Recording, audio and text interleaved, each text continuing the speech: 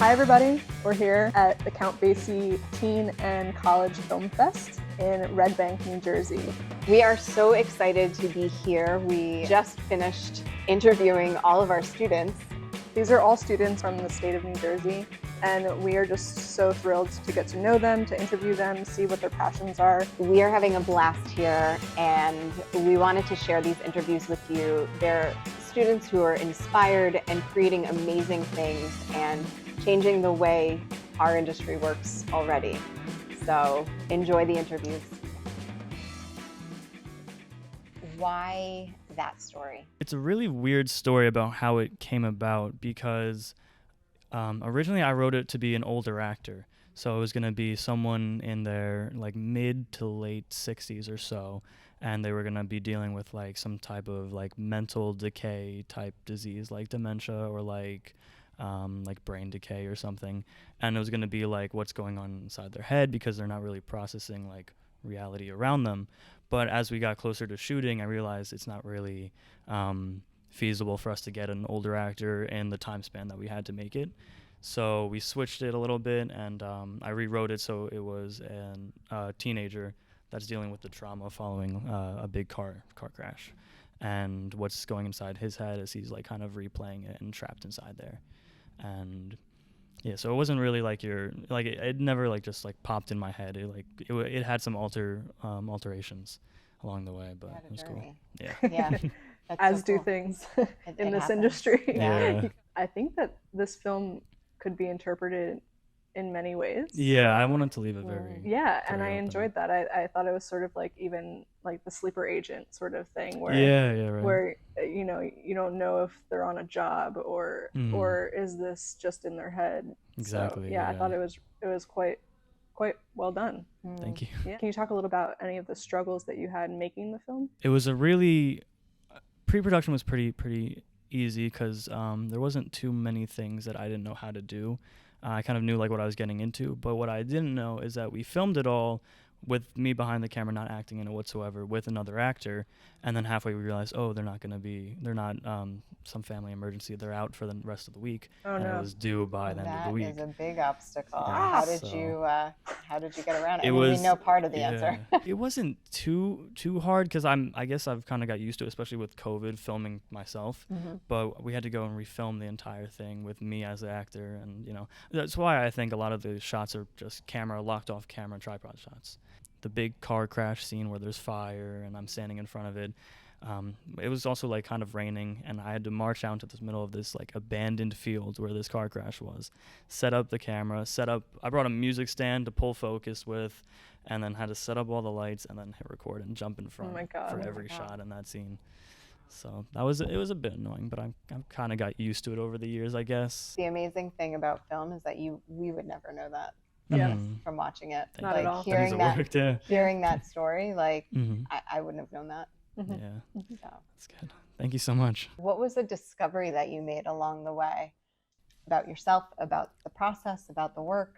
Besides that, everything is easier when you have a crew, because that that kind of overshadows a lot of the production when you're like worrying about everything yourself. But also that you should be as ambitious as you can be, because something that comes with filmmaking is just like you will find a way to make it happen if you really want it. You can just find a way to get the shot. So like for the car crash, like everyone's like, "Ooh, do you really want to do that? That's really ambitious," know. And I was like, "No, let's go for it." And then it wound up turning out pretty decent. I like that idea, and I think it will serve you well. Just like people will give you advice even if you don't ask them for it. Yeah. And to just trust your instincts and say, you know what, I'm going to do this. Yeah. Do you have a favorite director, favorite films, anything that's inspired you over the years? So this one in particular was very inspired by Denis Villeneuve's films like Blade Runner, like Dune. So that he's one of my principal ones. Same thing with Christopher Nolan, of course. I love a lot of his darker, grittier stuff. And Matt Reeves is another one that I really am inspired by visually a bit more.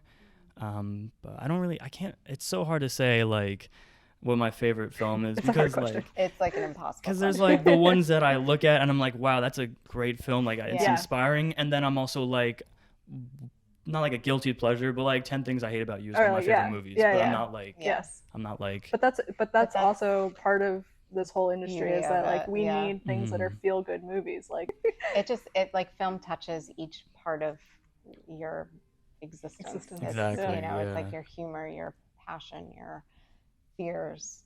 exactly, yeah. What advice would you give to your future self or your self 5 years ago?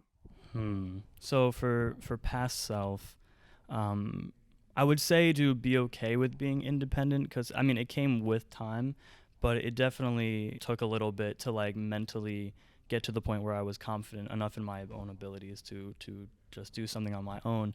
Because especially growing up, you know, when you want to do bigger projects and you need a crew, a lot of the time you write something and then you realize, oh, I'm just not going to be able to finish it because I don't have the crew, I don't have the time.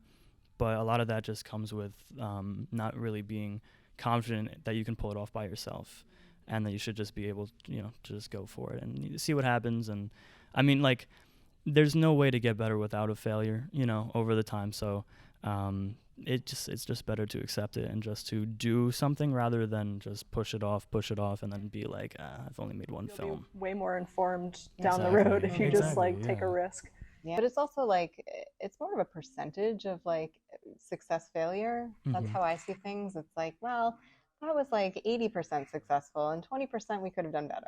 Or, you know, rather than, you know, there's always a lesson to learn. Yeah, like it could be just like one shot in a film. Yeah. That you're like, but it's... But look at all the other shots. Exactly, yeah.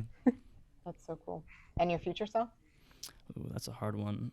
I guess I don't know if it's really advice, but it's just to just go as far as you can with an idea, and to really stress the lengths of stories and stuff like that. Because once you create something that's smaller, like a short film that's like 3 or 4 minutes, and you prove to yourself you can do it, you might as well just keep on ramping up.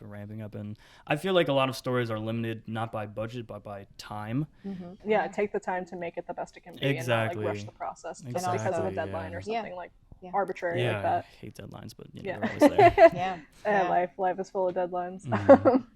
That does not change, unfortunately. It's a shame. What's next for you?